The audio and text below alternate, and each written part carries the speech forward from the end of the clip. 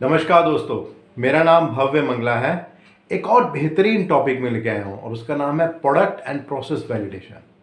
आपको पता है एक सीरीज चल रही है 8 एपिसोड की,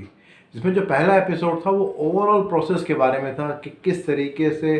न्यू प्रोडक्ट डेवलपमेंट प्रोसेस होता है। जो दूसरा था वो स्पेसिफिकली प्लानिंग प्रोसेस के बारे में था। जो उसके बाद नेक्स्ट आया था वो प्रोडक्ट डिज़ाइन के बारे में था कि कैसे हम प्रोडक्ट डिज़ाइन कर सकते हैं। जो चौथा था वो with respect to process design था कि प्रोडक्ट डिज़ाइन के जो आउटपुट निकलेंगे उसके बेसिस में प्रोसेस को किस तरह से डिज़ाइन करना है।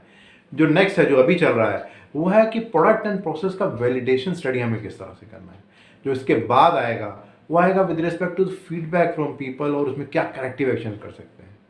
उसके बाद जो अगला एपिसोड आएगा वो आएगा with respect to engineering changes कि किसी भी न्यू प्रोडक्ट डेवलपमेंट प्रोसेस में किस किस तरह के इंजीनियरिंग चेंज आते हैं, क्या चैलेंजेस आते हैं, उसमें कैसे हम डील कर सकते हैं। और जो आखिरी लास्ट एपिसोड आएगा वो होगा विद रिस्पेक्ट टू क्या क्या challenges overall product design process में आते हैं और उसमें हम क्या कर सकते हैं।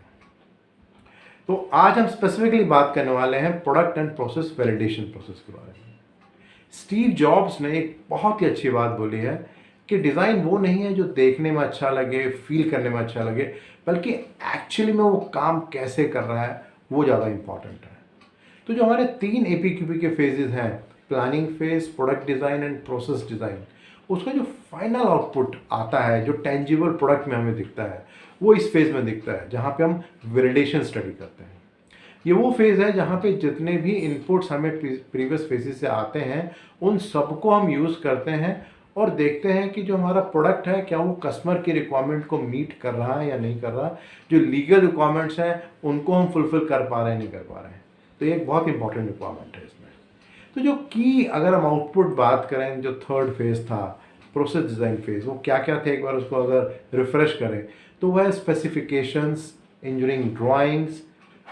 Prototype control plan, technical specification, engineering specification, packaging standards, floor plan layout, characteristic Matrix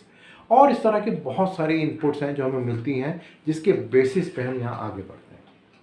so broadly जो प्रोडक्ट एंड प्रोसेस वैलिडेशन है, इसको अगर मैं 3 पार्ट में बात करूँ, पहला डॉक्यूमेंटेशन, दूसरा प्रोसेस वैलिडेशन और तीसरा प्रोडक्ट वैलिडेशन। तो जो डॉक्यूमेंटेशन की बात करें तो उसमें जो सबसे इंपॉर्टेंट है वो है pre launch control plan. Pre launch control plan वैसा कंट्रोल प्लान है जो एज गुड एज एक फाइनल कंट्रोल प्लान की तरह है, जहाँ पे हम मास प्रोडक्शन के हिसाब से सारी चीज़ें तैयार करते हैं। इनफैक्ट हमें इसे प्री लॉन्च नहीं, मास प्रोडक्शन कंट्रोल प्लान ही बोलना चाहिए, क्योंकि यहाँ पर प्रोसेस एंड प्रोडक्ट की वो सारी की सारी कैरेक्टरिस्टिक्स डिफाइन की होती हैं जो एक्चुअली में जब हम मास प्रोडक्शन करने वाले हैं उस समय हम यूज़ करेंगे।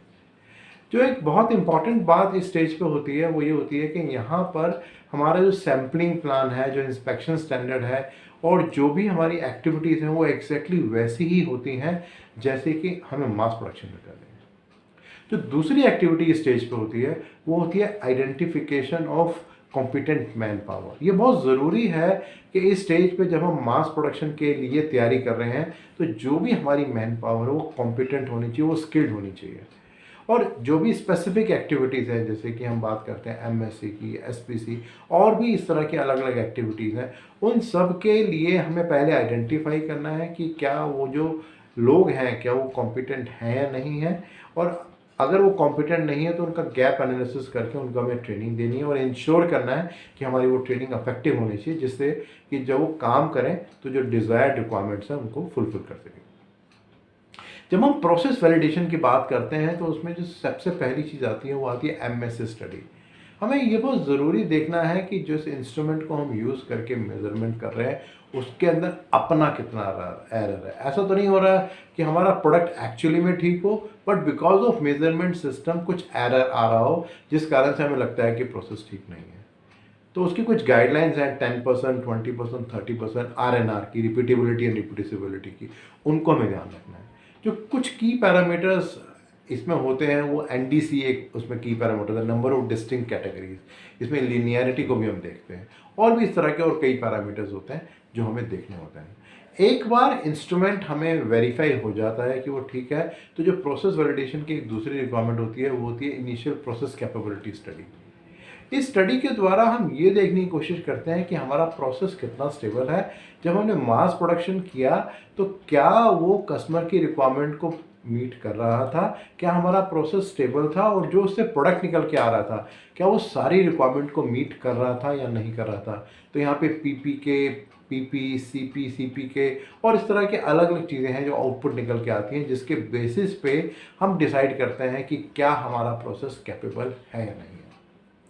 एक और इम्पॉर्टेंट चीज़ है यहाँ पे जो हम बात करते हैं कि ट्रायल लॉट जो कस्टमर की रिक्वायरमेंट के हिसाब से होता है।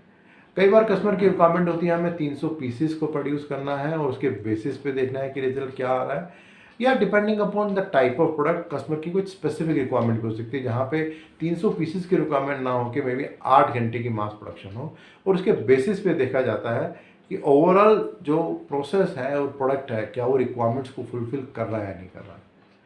इस स्टेज पे जो बहुत इंपॉर्टेंट बात है उसको ध्यान रखना वो ये है कि हमें ये इंश्योर करना है कि हमें वही टूलिंग, वही मैन पावर, वही प्रोसेस, वही वर्क एनवायरनमेंट यूज़ करना है जो एक्चुअली में मास प्रोडक्शन यूज़ करना है। क्योंकि अनलेस एंड अनटिल उस बात को हम ध्यान नहीं रखेंगे तो जो भी हमारी ट्रायल की ओवरऑल आउटपुट आएगी उसको हम ट्रस्ट नहीं कर सकते। तो इस बातों का ध्यान रखना बहुत बहुत इंपॉर्टेंट है। देन उसके बाद जो हम बात करते हैं वो प्रोडक्ट वैलिडेशन की हम बात करते हैं। जो प्रोडक्ट वैलिडेशन में अलग अलग चीज़ें आती हैं उसमें जो सबसे पहली चीज़ है वो with respect to the testing है। जैसे कुछ टाइप टेस्ट होते हैं with respect to endurance, with respect to salt spray और मे बी अदर टेस्ट। ये सब टेस्ट इसलिए किए जाते हैं जिससे ये देखा जाए कि जो प्रोडक्ट फाइनली हमारा बन के निकला है क्या वो रियल लाइफ कंडीशन में फुलफिल कर पाएगा एक्सपेक्टेशंस को। तो यहाँ पर जो भी इनिशियली हमें कस्टमर की रिक्वायरमेंट्स मिलती हैं उन सब के बेसिस पे हम देखते हैं कि क्या प्रोडक्ट क्वालिफाई कर रहा है या नहीं कर रहा है। देन प्रोडक्ट वैलिडेशन के अलावा हम एम्बेडेड सॉफ्टवेयर्स को भी देखते हैं। आजकल जो सॉफ्टवेयर हैं वो बहुत ज़्यादा कॉमन होते जा रहे हैं हमारे व्हीकल्स के अंदर। तो ये देखना बहुत ज़रूरी है कि जो एम्बेडेड सॉफ्टवेयर को हमने यूज़ किया वो वही परफॉर्मेंस दे रहे हैं, वही उनके रिजल्ट आ रहे हैं। ऐसा तो नहीं है कि उनमें कुछ एरर आ रहा है या जो इनसे एक्सपेक्टेशन है उसको फुलफिल कर पा रहे हैं नहीं कर पा रहे हैं, उसको भी देखना ज़रूरी है। देन पैकिंग स्टैंडर्ड, ये बहुत ज़रूरी है स्टेज पे देखना कि फाइनली अब जो हमारा प्रोडक्ट बना है और जिस तरह के पैकिंग के अंदर उसे हम रखने वाले हैं और भेजने वाले हैं कस्टमर को, क्या जब तक वो कस्टमर के एंड पे पहुंचेगा सेम वही फीचर्स उसके रहेंगे। ऐसा तो नहीं कि ट्रांजिट में कहीं प्रॉब्लम आ जाए, या मे बी अगर कोई प्रोडक्ट से फॉर एग्जांपल पीसीबी की बात करते हैं उसमें कोई खास तरह का टेम्परेचर या ह्यूमिडिटी की रिक्वायरमेंट है, तो क्या हमारा जो पैकिंग स्टैंडर्ड है वो इसको फुलफिल कर रहा है या नहीं कर रहा, उसको भी देखना बहुत ज़रूरी है स्टेज पर। देन जो लीगल रिक्वायरमेंट्स होती है जो हम स्टैट्यूटरी या रेगुलेटरी रिक्वायरमेंट बोलते हैं कि फाइनली जो हमारा प्रोडक्ट अब बन गया है क्या वो उन सब लीगल रिक्वायरमेंट्स को पूरा कर रहा है या नहीं कर रहा है। अगर हम IATA या 16949 की बात करेंगे तो वो 3 स्पेसिफिक बातें कहता है कि अगर कोई मटेरियल हम किसी कंट्री से परचेज कर रहे हैं तो उसकी लीगल रिक्वायरमेंट को फुलफिल करना है, जिस कंट्री में वो आता है वहाँ की लीगल रिक्वायरमेंट को फुलफिल करना है, और फाइनली जब वो कंपोनेंट किसी प्रोडक्ट में लगता है और किसी पर्टिकुलर डेस्टिनेशन में जाता है, से फॉर एग्जांपल कि वो प्रोडक्ट हमने परचेज किया था चाइना से और वो इंडिया में आया और फिर इंडिया से वो अमेरिका में गया, तो क्या अमेरिका की लीगल रिक्वायरमेंट को भी फुलफिल करता है नहीं करता, ये बहुत ज़रूरी है during this particular study of legal requirements. एक बार जब ये सारी की सारी चीज़ों का हम टेक केयर कर लेते हैं तो उसके बाद जो अगली स्टेज आती है that is with respect to management, कि अब मैनेजमेंट की इन्वॉल्वमेंट बहुत ज़रूरी है इस बात को देखने के लिए कि जो भी टाइमलाइन हमने डिसाइड किए थे क्या वो अचीव हुए, जो क्वालिटी का स्टैंडर्ड कस्टमर ने हमें दिया था क्या वो हमने अचीव किया, जो कॉस्ट का टारगेट हमने इंटरनली लिया था और कस्टमर से प्रॉमिस किया था क्या हमने उसको मीट किया। और इसके अलावा और भी बहुत सारे पैरामीटर्स हो सकते हैं जिसको इस स्टेज पे टॉप मैनेजमेंट के साथ रिव्यू किया जाता है और वेरीफाई किया जाता है कि क्या उन सबको हम अचीव कर रहे हैं नहीं कर रहे हैं। बट इन केस किसी भी कारण से अगर उनको हम अचीव नहीं कर पा रहे हैं तो ये बहुत ज़रूरी है इस पर्टिकुलर स्टेज पे कि उन सब बातों को हम टॉप मैनेजमेंट को एस्केलेट करें, जैसे कि टॉप मैनेजमेंट अपना कोई डिसीजन दे सके या कोई और रिसोर्स अगर उसे प्रोवाइड करना है तो उसको प्रोवाइड कर सके। सो ब्रॉडली अगर मैं प्रोडक्ट एंड प्रोसेस वैलिडेशन के बारे में बात करूं तो मैंने आपसे बात की थी प्रोडक्शन कंट्रोल प्लान के बारे में, competent manpower, measurement system analysis, process capability study, embedded softwares,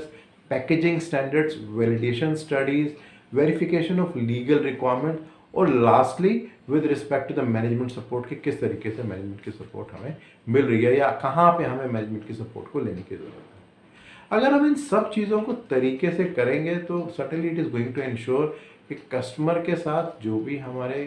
जो प्रॉमिस है with respect to quality and cost उसको मीट कर पाएंगे, जो टाइमलाइन का टारगेट है उसको भी हम मीट कर पाएंगे। ओवरऑल इससे कस्टमर का जो सेटिस्फेक्शन है वो इम्प्रूव होगा, जो रिलेशनशिप है ऑर्गेनाइजेशन की कस्टमर के साथ उसमें इम्प्रूवमेंट होगी, और जो भी इम्प्लॉइज इस सारे प्रोसेस में काम करें ना केवल उनकी कॉम्पिटेंस इम्प्रूव होगी बट उसके अलावा उनका कॉन्फिडेंस भी बूस्टअप होगा। बट क्या ये सब एक्चुअली में होता है? क्या पॉसिबल चैलेंजेस हैं जनरली जो वैलिडेशन फेज में आते हैं? ऐसा बहुत कॉमन होता है कि जिस वर्क एनवायरनमेंट में ये वैलिडेशन स्टडी की जाती है और जो रियल वर्क एनवायरनमेंट होता है कई बार वो डिफरेंट होता है, इसलिए बाद में हमें दिक्कत आती है। ऐसा बहुत बार होता है कि जो टूलिंग हम इस्तेमाल कर रहे होते हैं, जो इक्विपमेंट इस्तेमाल कर रहे होते हैं, एक्चुअली में रियल साइंस में जब बाद में हमें फाइनल में रियल में हमें मास प्रोडक्शन करनी होती है उस समय उसको हम यूज़ नहीं कर रहे होते हैं। ऐसा बहुत बार ये भी देखा गया है कि जो मैन पावर काम कर रही है वो एक्चुअली में कॉम्पिटेंट नहीं होती है और बाद में रेगुलरली जब मास प्रोडक्शन आती है तो बार बार इश्यूज आते हैं। सो ये एपिसोड नंबर 5 था जहाँ पे मैंने आपको प्रोडक्ट एंड प्रोसेस वैलिडेशन के बारे में बताया। जो इससे अगला एपिसोड होगा वो होगा with respect to assessment, feedback and the complaint, जो इसके बाद की जो एक्टिविटीज़ हैं उसके बारे में आपसे बात करूँगा। अगर इस तरह के वीडियोस आपको अच्छे लग रहे हैं और आप चाहते हैं इस तरह की वीडियोस रेगुलरली आपके पास आते रहें तो जो मेरा यूट्यूब चैनल है उसको आप सब्सक्राइब कर सकते हैं, रेगुलरली आपको अपडेट मिलता रहेंगे। अगर आप चाहते हैं कि ये जो मैंने वीडियो आपसे शेयर किया इसको और डिटेल में आप समझना चाहते हैं तो नीचे जो ब्लॉग है एक लिंक दिया हुआ है उसको आप क्लिक करेंगे तो और डिटेल में आपको जानकारी मिलेगी।